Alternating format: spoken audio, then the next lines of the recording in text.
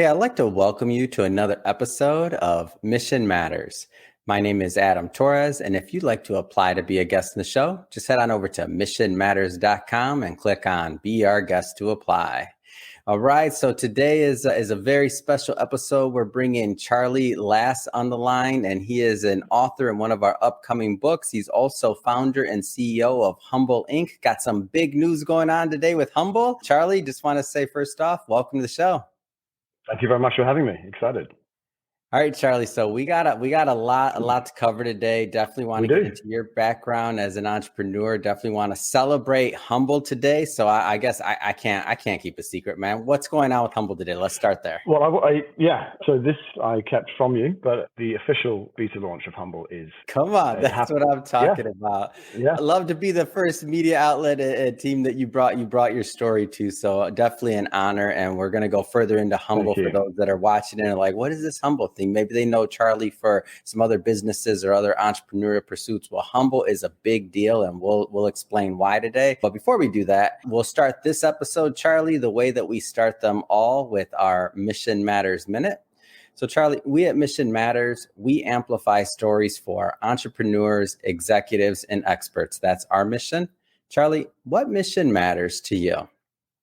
The most important thing to me is to improve the mental health and success of entrepreneurs around the world, to enable anyone, anywhere, to get access to the information they need to launch their idea, launch their business, or refine something that they're already working on. And this isn't aimed at the Silicon Valley set. This is aimed at everybody everywhere. We are launching in 6 languages.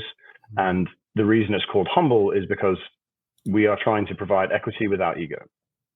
It's great. It's a great story, and equity without ego. It's an interesting concept. So let's before we go further into the book that will be launched and everything else that you're doing, let's go a little bit further to the beginning. So how did all this entrepreneurial journey start? Much to my family's dismay, I've never had a real job. I've always done my own thing, and sometimes that's been incredibly rewarding. Other times it's been very stressful. There are definitely moments and days that I wish I'd just gone and joined a bank or something and climbed the corporate ladder. But a 9 to 5 was never really for me. I've grown up around the world. I've traveled a lot, and settling in one place or doing one thing forever was never really going to be in the cards for me.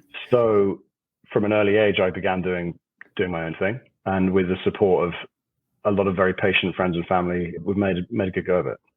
Yeah.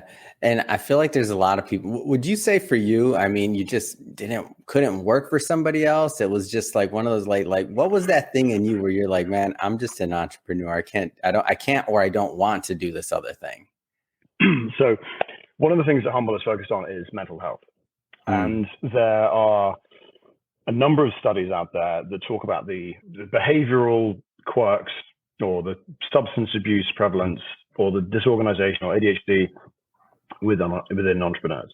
And I am yet to pick a side, whether it's, we have a different way of thinking and therefore we choose this as a career, or we're simply not able to fit into a normal working environment and therefore choose this career, or whether or not those issues develop as a factor of that career choice. You see the instance of depression, anxiety, substance abuse, suicide is a factor multiple for the general population that appears within entrepreneurs, and it's appalling. We want to try and fix it. Yeah.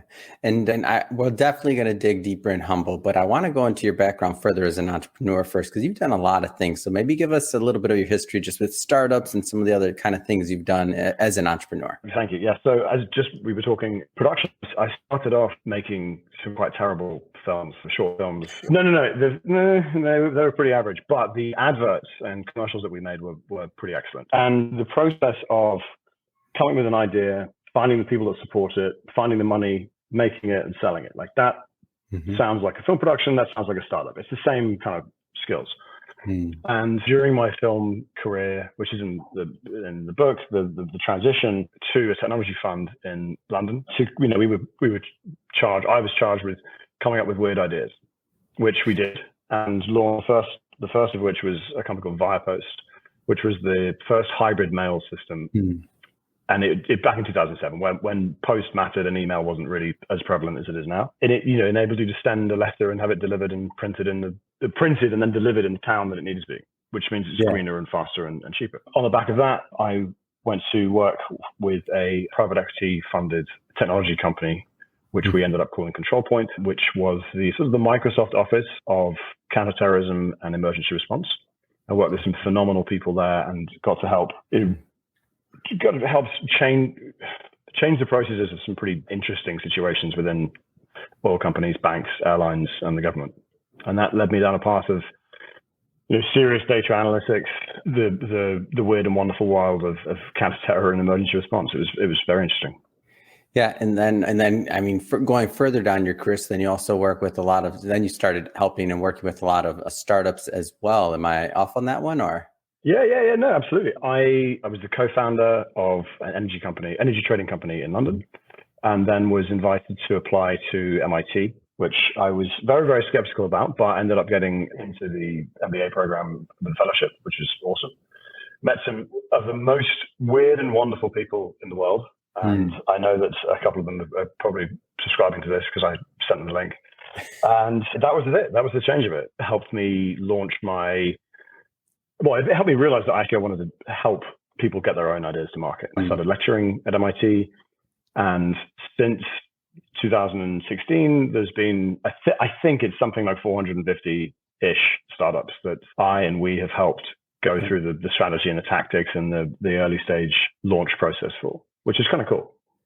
What are some of sticking on the launch process in the early stages of an idea? Because I feel like there's an art to that. What are some of the things that you feel kind of sometimes hold people back from the launch? Or if you word it the other way, what are some of the things that make them, successful? Like either way you want to take that question, but I want to stick on that early stage because you have a unique perspective.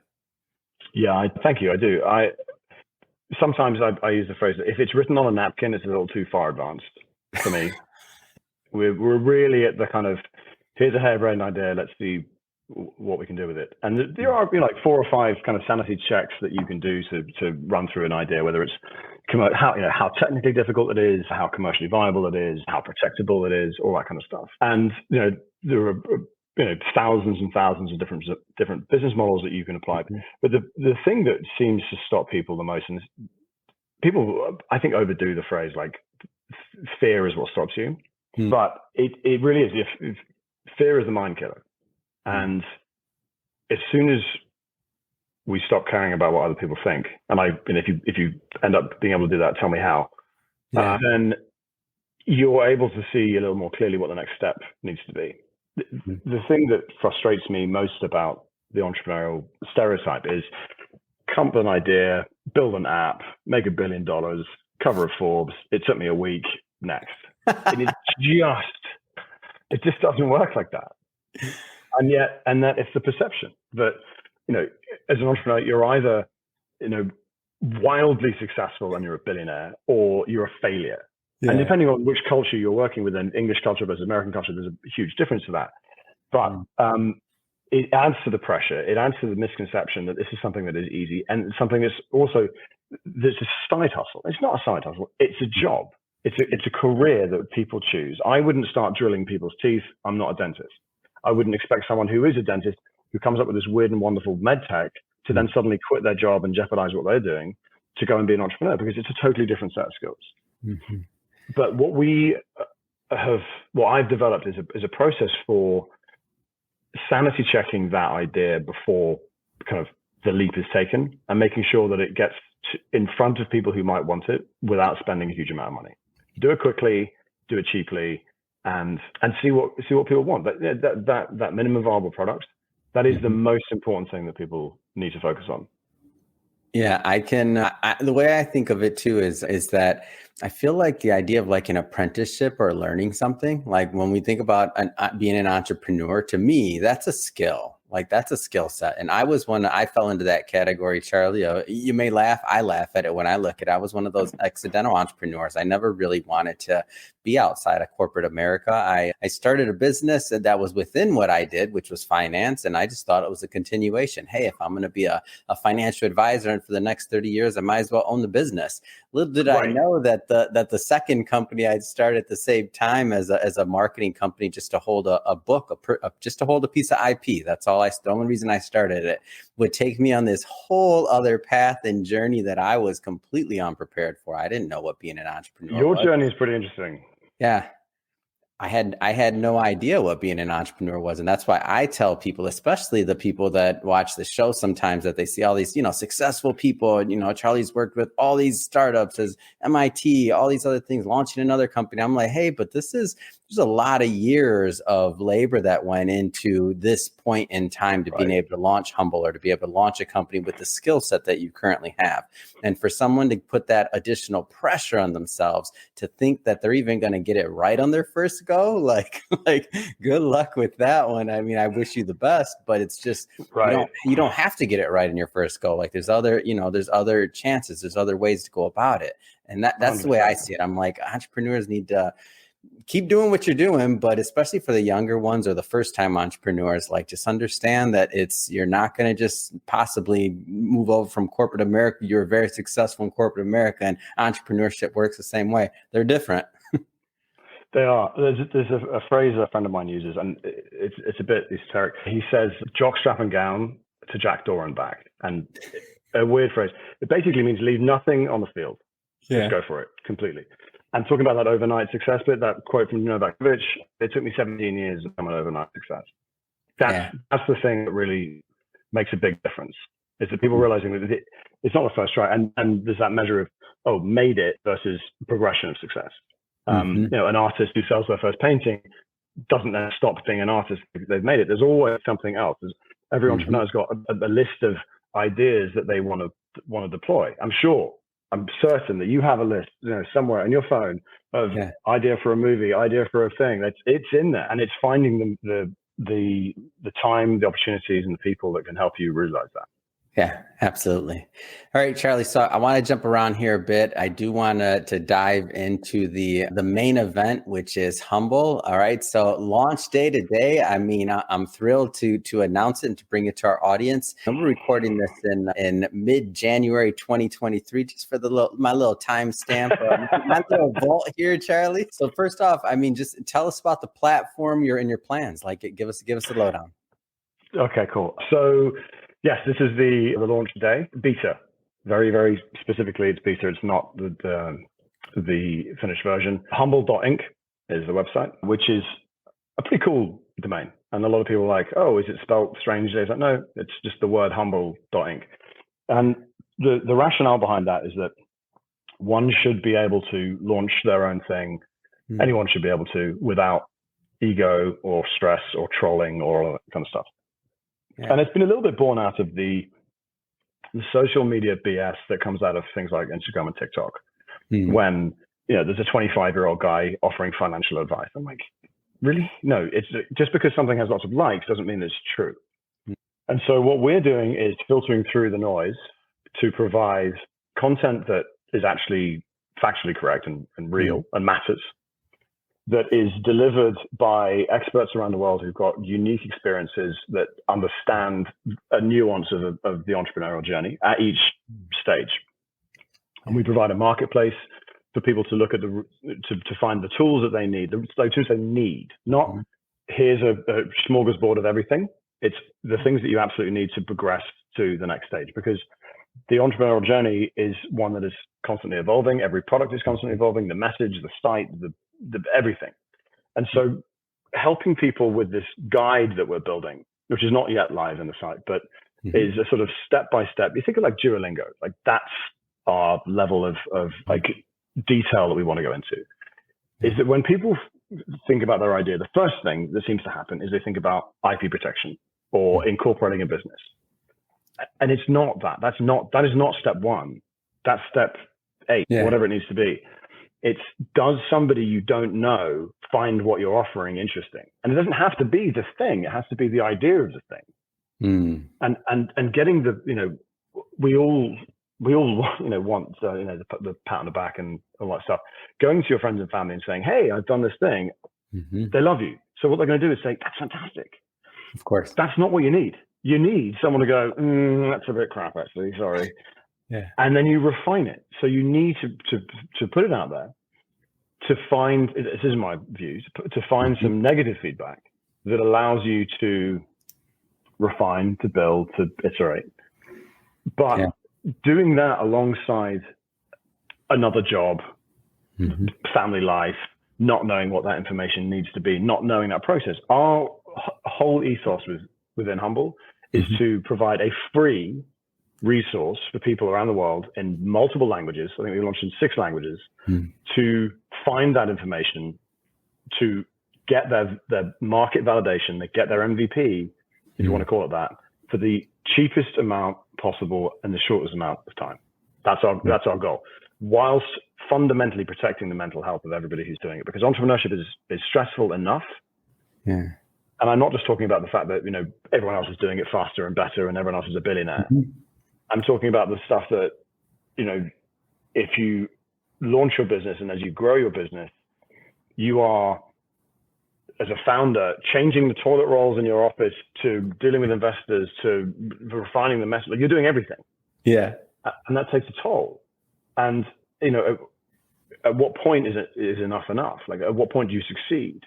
And providing a community, and I think the word community is overused, but providing a resource that allows entrepreneurs to be a little bit more collaborative and say, this isn't very easy. Is anyone else struggling with this? Or there's a network of stuff around the world that's growing now, which is founders talking to each other and saying that things are going wrong. And that lack of judgment helps massively, because this is a lonely career. Take me back to maybe the seed of this idea. Like, was it a progression? Was it an aha moment? Well, when were you like, or you and your team were like, you know what, because a lot of different things you could do, obviously. Right. Heavy bench in terms of networks, contacts, and things you've done. Like, what was that moment when you're like, Humble, this is it? So that's actually, I can answer that. What used to happen was that my friends would say, I've got this idea, what should I do? And then I would help and would collaborate with them. Yeah. And then it became friends of friends who would say, I've got this idea, can you help me launch our business? And I would say, okay, what you probably need to do is this. And then they wouldn't do it. And I was sort of chasing them to help provide them with insight. And so I limited it, just like, okay, I'll give you 30 days of time. And here are the things that we need to do in order to achieve the next bit. And if we do it, then great, we'll keep going. And if we don't, then I'm going to move on. And what that ended up developing into was a 30-day process for launching something. Like, absolutely strip out everything. And it works. It really works. And so seeing the stress, and especially in the last few years, last year in the US, and Humble is global, but in the US, there were 5.4 million startups launched. And part of me thinks, why wasn't that 50 million? Yeah. Because it doesn't need to be something that is extremely complicated. There are tons of platforms that allow people to launch something. But changing that mentality of side hustle to this is a business, there's a tipping point in there that people don't really necessarily understand, or that they don't believe in. They don't believe that they made a success of it. They don't believe that they've made enough progress. And I've seen people give up at a point where, like, actually, you're making real progress. You should just maybe keep going with this. And people don't really believe it. So that 30-day process, combined with the stresses I see and the stress that I've experienced, especially during the pandemic, I mean, that was horrendous for us all. Yeah. But when you look at, the traditional model of startup funding being a little bit misunderstood, and has certainly changed in the last 3 years, and the marketing. I mean, last year, TikTok had more views than Google. I was like, okay, who predicted that? I mean, the Chinese might have done, but it's everything is shifted, it's changed, and so enabling people to make progress without spending lots of money, without stressing themselves out, like that is our goal, and just to provide that information to everybody, everywhere. Yeah. And so when you talk about too, and one of the things that you've just said, I'm sure there's a lot of individuals that'll watch this that will identify that they get these ideas, they want to get them out there. They think that they have to have all these other things done. I have different friends in different groups, and some of them are in one camp where they'll get out that MVP and they'll try it and they're like, oh, that one didn't work, on to the next one. Then I have other friends that are, 5 years later, like still on paper, and it's like, and figuring out more things than I care to mention. And is there so Humble is going to fit, and in my opinion is going to, or correct me if I'm wrong, is going to fit kind of in that space to the MVP side, to where you want to you can get out there, start testing your content. You can, as you said, do it economically and see if there's a need or a demand for what you have to say. And the way that you would gauge the need or demand, like how would you kind of quantify that? I mean, that's totally specific. Yeah. The quantification bit is really hard for us. Are we talking med tech? Are we talking an app? Are we talking a consultancy service? No, I mean when somebody's on the platform, so Humble, when they're going out there, they're creating content. Yeah. Oh, right. Oh, so the way in which we're going to quantify that is the guide, the journey that you have through us. So progressing through not quite a course, and not quite like different levels, although we've contemplated sort of gamifying it. Yeah. But is how far through have you got? Save your progress, come back later. Like it's something that you can do whenever you like, and the content that you will be able to access will be dependent on where you are in that stage. So like early stage, you're not going to be talking about capitals and financial models, right?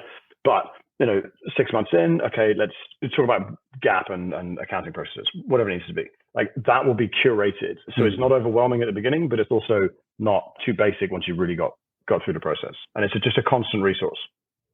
Yeah, I could see that. And really it's kind of, I mean, I don't know if this is too basic to say, but it's kind of like having a friend walk you through the process. Yeah. Like of what it takes to get from beginning to end, right? Right. So that's actually, I've never heard someone say that before, but that's actually exactly what we're trying to do. I mentor a lot of startups each month, and I do office hours with an awesome, what would we call it? It's called Capital Factory. It's the center of gravity for entrepreneurs in Texas. And I mentor every month there, and we go through 4 or 5 different companies each month, and we have 30 minutes to solve a problem, to form a rapport, solve a problem, and understand their business model. Now, what I want to do is do that constantly. Yeah. But I can't, because 2 reasons. I can't scale me. Yeah. And also startups don't have much money. So I can't start charging, So that's the basis of it. All this information needs to be accessible to everybody in their own time, in their own way. But that's exactly a friend guiding you along the way is amazing. I'm going to steal that. Just so you know. Do it. And the reason I say that, by the way, is what you just described was what, as I mentioned, when I became an entrepreneur, I guess you'd say, and when I finally closed up shop on my more, I'd say, traditional business for some, and I thought I'd be out of a suit and tie, Charlie. Then we started doing video. They put me back in a suit and tie, man. Well, that's your choice, mate. You can wear what you like. I was good. You could find the I had a mentor and friend who was a previous client of mine when I managed money and other things, and he was my friend, kind of guiding me through it. And he'd been more along the lines of your path, which was he'd been a entrepreneur launching businesses since his probably early 20s. I don't know. Actually, now that I think back, I don't know if he ever had a traditional job. Now that I think about it, he just was one of those startup and exit guys. And he was my friend through that process. But the likelihood that everybody's going to have an access to a Dan or a Charlie or a who insert the name in the blank there, it's not very likely. Like it's not going to happen. Like it's just not they're working. He has his own businesses, you have your own businesses. It just can't happen. So now insert a platform like Humble. And now there's I won't say no excuse, because I don't think people are not moving forward based on an excuse, but it's removing a barrier. That's a better way to say it. It's removing a barrier that could possibly be holding some back to getting their idea out there. Right. That's a really, really good way of putting it. And what we want to do is to provide a pretty calm way of approaching information that doesn't sell. Now, obviously, there are things you can buy on the site, great, but it's a business. But the information, if you go to pretty much any resource, I want to use this software tool, I want to use this website design or whatever, there's immediately like, okay, I have to buy something now. And we want to make sure that isn't the first thing that people experience. The first thing that is going to be like, let's just take a breath and help people understand what this journey really will look like. Yeah. And if we can reduce the stress on entrepreneurs anywhere, and again, this is not a US focused business, it's global. Yep. That's amazing, because the instances of real pain and stress and substance abuse and all that stuff within entrepreneurs is palpable, and it's got to change. Yeah. And that's our goal. Yeah. And talking about, and I know you mentioned it before, but maybe just a little bit more touching on the idea of like the commitment to mental health on the platform, and just in really the DNA of the company. Right. Yeah. You look at the Instagram profiles that's people's showreel. Like, you don't see the stuff in the background. Yeah. And I don't believe that we're accessing enough of the creativity of the world if someone has to be confident and pretty and well lit and on a beach in Ibiza to be successful. Like, that doesn't help humanity at all. We want to make sure that people are able to understand that it doesn't just rely on a certain aesthetic or a certain positioning in life. And I say that, as a white man, well-educated Western white man, like, I won the genetic lottery in lots of ways. Like, so this is like, if things are hard for me, then wow. I mean, I was fortunate enough, and I grew up in different parts of the world, as I said, and it gives you a really different, interesting perspective, and it shouldn't be the exclusive right Western white men to get on with it and understand everything and have everything handed to them. And so, share the wealth, share the love. Yeah. Yeah. I like it. And I'm a fan of it being part of what, the DNA of the company, especially from the beginning, as things grow, as platforms get bigger, and sometimes messaging can get lost or can, evolve. But when you really start with that thought process in mind, I feel that it many times it permeates from the people that you hire to everything else. And so that it really can be ingrained versus just kind of like riding the next wave of, okay, that's what we should be supporting. But when you start, so since you're doing that from the beginning, I'm confident it's going to continue in the platform and continue in the DNA of the company, because that's what, in my opinion, tends to happen. Thank you. I mean, it's in the name. Yeah. This isn't a branding exercise. It's like, it's the name of the business. And point taken, Charlie. Who knows where we're going to go? Yeah. What's going to happen? But we have information people want and need. We have a product that people want and need, and we have genuine desire to help. And that's the ethos behind it. And who knows what it'll turn into? Yeah. But it starts today. Which is kind of amazing. Cool. Amazing. So Charlie, we're going to keep this high level on this portion of it for everybody watching, just to let you know, don't worry. We're going to bring Charlie back onto the show for a part 2 of this. This is a 2-part interview. We're going to bring Charlie back on when the book that we're launching together is actually live. But Charlie, again, we're keeping it high level today. Maybe just give us a little bit of a taste of what you plan to present in the upcoming Mission Matters book. It's a huge amount of pressure. Yeah. If only I've had some. We're still in editing, Charlie. There's no pressure. It could become something completely different, but we at least need a little teaser here, man. Yeah. I already said we're bringing you back for the next episode. So we have a couple of stories. One of the things we are going to be doing is, this is going to expand, is interviews with people around the world who have.